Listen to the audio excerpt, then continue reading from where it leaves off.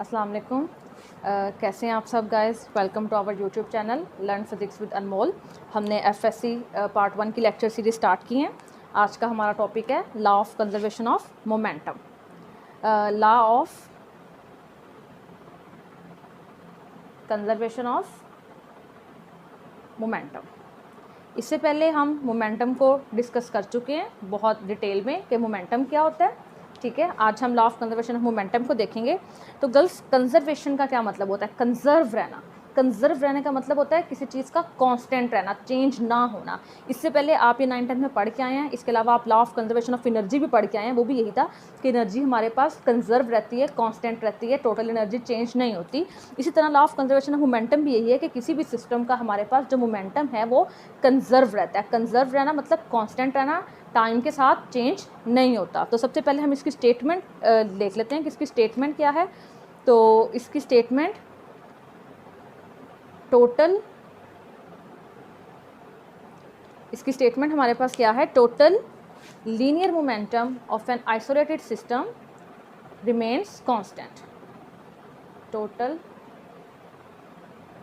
Linear के लफ्ज़ से आपने घबराना नहीं है। लीनियर मोमेंटम का मतलब वही मोमेंटम है जिसको हमने पी इक्वल टू एम भी पहले डिस्कस किया था, क्योंकि अगले चैप्टर 5 में जाके हम एंगुलर मोमेंटम भी डिस्कस करेंगे। इसलिए इनको डिस्टिंग्विश करने के लिए हम यहाँ पे वर्ड का यूज़ कर रहे हैं लीनियर का, कि ये लीनियर वेलोसिटी की वजह से जो मोमेंटम होता है वो लीनियर मोमेंटम है। तो total linear momentum of isolated system remains constant. हमें लॉ ऑफ कंजर्वेशन मोमेंटम से इजीली इसकी स्टेटमेंट जो है वो याद रह सकती है कि मेरे पास मोमेंटम क्या रहना है?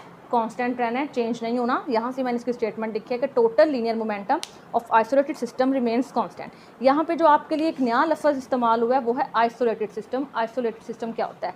सिंपल अगर आइसोलेट का मैं मतलब कहूँ तो आइसोलेट होता है तनहा हो जाना। आपने सुना होगा कोरोना वायरस में जी, जब कोरोना हो जाता है तो हम आइसोलेशन में चले जाते हैं, मतलब अलहदा हो जाते हैं। तो आइसोलेटेड सिस्टम भी एक ऐसा सिस्टम है जिसको हम अलहदा कर देते हैं, बाहर के पूरे एनवायरनमेंट से अलग कर देते हैं।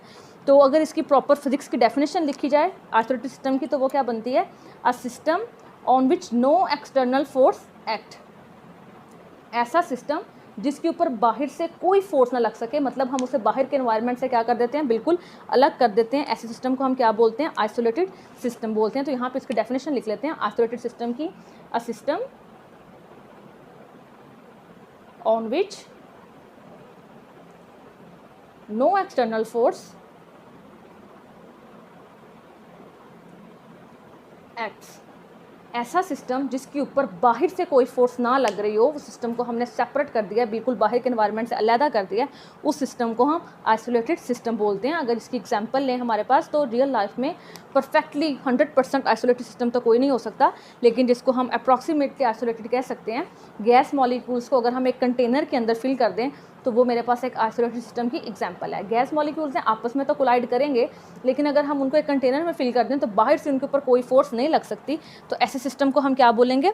आइसोलेटेड सिस्टम बोलेंगे। तो अब हमने क्या करना है? हमने जो स्टेटमेंट लिखी है इस बात को हमने प्रूव करना है कि क्या वाकई मेरे पास लीनियर मोमेंटम किसी भी सिस्टम का वो कांस्टेंट रहता है। इस स्टेटमेंट को हम क्या करेंगे?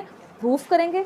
तो इसको प्रूफ करने के लिए हम क्या कंसिडर करेंगे? हम कंसिडर करेंगे कि मेरे पास क्या है? दो बॉल्स हैं, एक सिस्टम है, बिल्कुल आइसोलेटेड है, उसके ऊपर बाहर से कोई फोर्स एक्सर्ट नहीं कर रही, और उस सिस्टम के अंदर मेरे पास दो बॉल्स मौजूद हैं।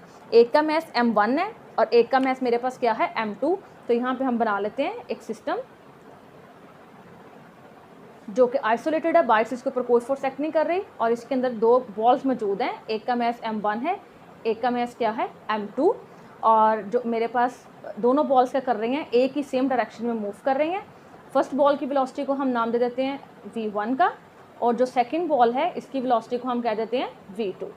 ठीक है, फर्स्ट बॉल की वेलोसिटी मेरे पास v1 है, सेकंड बॉल की वेलोसिटी v2 है। m1 m2 इनके मैसेज हैं, और ये जो दोनों बॉल्स हैं ये हार्ड होनी चाहिए, और इनकी जो मोशन है वो लीनियर होनी चाहिए। हार्ड इसलिए होनी चाहिए ताकि जब आपस में ये कोलाइड करें तो इनके अंदर कोई कोलिजन का इफेक्ट या फ्रिक्शनल इफेक्ट जो है वो कम से कम प्रोड्यूस हो, क्योंकि ये हमने एक आइसोलेटेड सिस्टम की एग्जांपल कंसिडर किया। तो दो मैसेज हैं, दो बॉल्स हैं, उनकी ये जो वेलोसिटीज़ हैं वो m1 m2 है, और अभी तक इनके अंदर कोई कोलिजन नहीं हुई, ये बिल्कुल स्ट्रेट लाइन में मूव कर रही हैं। तो मैं यहाँ पे लिख देती हूँ कि ये जो सिस्टम है ये बिफोर कोलिजन है। लेट्स सपोज मेरे पास जो बॉल 1 है इसकी जो वेलोसिटी है वो सेकंड बॉल से ज़्यादा है। अगर पहली बॉल की वेलोसिटी ज़्यादा होगी तो कुछ टाइम के बाद ये पहली बॉल दूसरी बॉल को अप्रोच कर लेगी, इसके पास पहुंच जाएगी और आपस में ये दोनों बॉल्स क्या कर जाएंगी, टकरा जाएंगी, कोलाइड कर जाएंगी। जब ये कोलाइड करेंगी तो कोलिजन के टाइम पे क्या होगा, तो हम देखते हैं एट कोलिजन, जब इनके आपस में कोलिजन होगी तो क्या होगा, जो फर्स्ट बॉल है ये सेकेंड बॉल के ऊपर एक फोर्स लगाएगी। हम कहते हैं लेट्स सपोज वो फोर्स क्या है, एफ, जो कि फर्स्ट बॉल लगा रही है किसके ऊपर, सेकेंड बॉल के ऊपर। तो ये मेरे पास दोनों बॉल्स हैं, ये मेरे पास M1 बॉल है, ये मेरे पास M2 बॉल है, और फर्स्ट बॉल ने कोलिजन के टाइम क्या लगाई, फोर्स लगाई किस पे, सेकंड पे, और इसको हम नाम दे देते हैं फोर्स F का। अब हमें पता है Newton third law of motion हम पढ़ के आए हैं कि जब भी कोई एक्शन होता है तो रिएक्शन भी होता है। Action and reaction are equal in magnitude बस ऑपोजिट इन डायरेक्शन। तो जब M1 ने M2 पे फोर्स लगाई है तो थर्ड लॉ के अकॉर्डिंग M2 भी फोर्स लगाएगा M1 पे, रिएक्शन की फोर्स जो कि इसके बिल्कुल बराबर होगी लेकिन डायरेक्शन में क्या होगी, ऑपोजिट होगी। तो हम वो फोर्स जो M2 M1 पे लगाएगा रिएक्शन के तौर पे, उसको हम नाम दे देते हैं F प्राइम का। ये एरोहेड हमें बता रहा है कि फोर्स किस पे लग रही है, M1 पे लग रही है, तो ऑब्वियस है कि कौन लगा रहा है, M2 लगा रहा है। तो M2 जो फोर्स लगा रहा है वो F प्राइम है, M1 जो फोर्स लगा रहा है वो F है। ठीक है, ये मेरे पास जब कोलिजन होगी तो ये दोनों फोर्सेस एक्ट करेंगी, और कोलिजन के बाद क्या होगा, ये बॉल्स दोबारा से क्या करना शुरू कर देंगी, मूव करना शुरू कर देंगी। और हम कहते हैं कि लेट्स सपोज आफ्टर कोलिजन इनकी जो वेलोसिटीज़ हैं वो चेंज हो जाती हैं, और हम उनको नाम दे देते हैं फर्स्ट बॉल की वेलोसिटी को v1 प्राइम का, और सेकंड बॉल की वेलोसिटी को हम नाम दे देते हैं v2 प्राइम का। तो कोलिजन के बाद क्या है जी, सिस्टम हमारा ये सिस्टम है, इसके अंदर दो बॉल्स हैं, एक का मैस हमारे पास M1 था, एक का M2 था, और ये मूव कर रही हैं सेम डायरेक्शन में।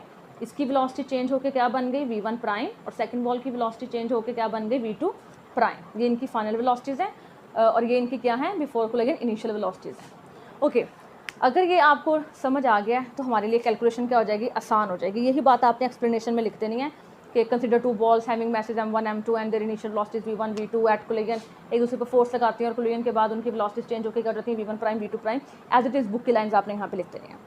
हम आगे कैलकुलेशंस करते हैं। इससे प्रीवियस लेक्चर में हमने पढ़ा था Newton second law in terms of momentum.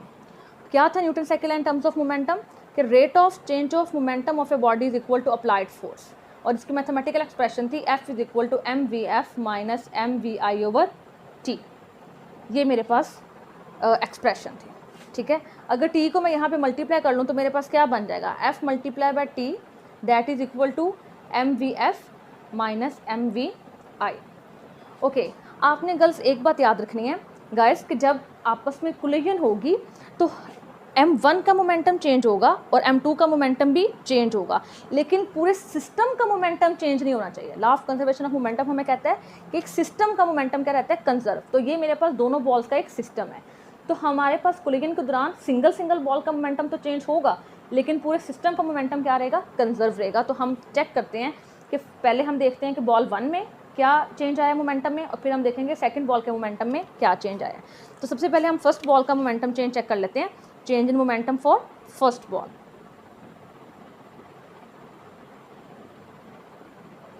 Change in momentum for first ball. Okay, अगर हम यहाँ देखें तो सबसे पहले हमें पता है कि फर्स्ट बॉल के ऊपर कौन सी फोर्स लग रही है। तो फर्स्ट बॉल के ऊपर जो फोर्स लग रही है वो F प्राइम है। तो F प्राइम फोर्स लगने की वजह से इसके अंदर इसके मोमेंटम में क्या आएगा, चेंज आएगा। तो हमें पता है कि rate of change of momentum of a body is equal to applied force, ये हम इसकी स्टेटमेंट पढ़ चुके हैं। तो फिर मेरे पास अप्लाइड फोर्स कितनी है, F प्राइम। ये वो फोर्स है जो फर्स्ट बॉल पे लग रही है, और इस बॉल पे ये फोर्स लगने की वजह से फर्स्ट बॉल के मोमेंटम में क्या आना है, चेंज आना है। तो सबसे पहले फर्स्ट बॉल का हम मैस लिख लेते हैं M1, और फर्स्ट बॉल की जो फाइनल वेलोसिटी है वो क्या है, फाइनल वेलोसिटी मतलब आफ्टर कोलिजन जो उसकी वेलोसिटी है वो क्या है, v1 प्राइम। तो फर्स्ट बॉल की फाइनल वेलोसिटी लिख दी माइनस, क्योंकि फर्स्ट बॉल की बात हो रही है तो M1, और उसकी इनिशियल वेलोसिटी क्या थी, v1 जो कि बिफोर कोलिजन थी। तो यहाँ पे हमने इनकी वैल्यूज लिख देनी है, v1 prime M1 v1 prime minus M1 v1 divided by T कर दें या मल्टीप्लाई बाई टी कर लें, या नेक्स्ट स्टेप में आप डिवाइड करके अगले स्टेप में मल्टीप्लाई बाई टी कर लें, हम यहाँ पे मल्टीप्लाई कर देते हैं। ठीक है, तो ये बात आपने इसको ख़ास ख्याल से ये एक्सप्रेशन लिखनी है। कि rate of change of momentum of a body is equal to applied force, इसको यूज़ करते हुए हम इसे सॉल्व कर रहे हैं कि किसी भी बॉडी का जो मोमेंटम चेंज होता है वो किसके इक्वल होता है, जितनी उसके ऊपर फोर्स लगी है। तो फर्स्ट बॉल का अगर हम मोमेंटम चेंज देख रहे हैं तो हम देखेंगे कि फर्स्ट बॉल पे फोर्स कितनी लगी है। तो फर्स्ट बॉल पे जो फोर्स लगी है वो क्या है, एफ प्राइम, और ये लगा कौन रहा है, सेकंड बॉल लगा रहा है। तो F prime multiply by T, और यहाँ पे फर्स्ट बॉल की बात कर रहे हैं तो फर्स्ट बॉल का मैस लिखेंगे और फर्स्ट बॉल की फाइनल वेलोसिटी लिखेंगे और फर्स्ट बॉल की इनिशियल वेलोसिटी लिखेंगे। तो इसको हम नाम दे देते हैं क्वेश्चन नंबर 1 का। बिल्कुल इसी तरह हम चेंज इन मोमेंटम फाइंड करेंगे फॉर सेकंड बॉल। तो हम, अगर आपको इसकी समझ आ गया तो नेक्स्ट आपके लिए आसान होने वाला है। तो change in momentum for second ball,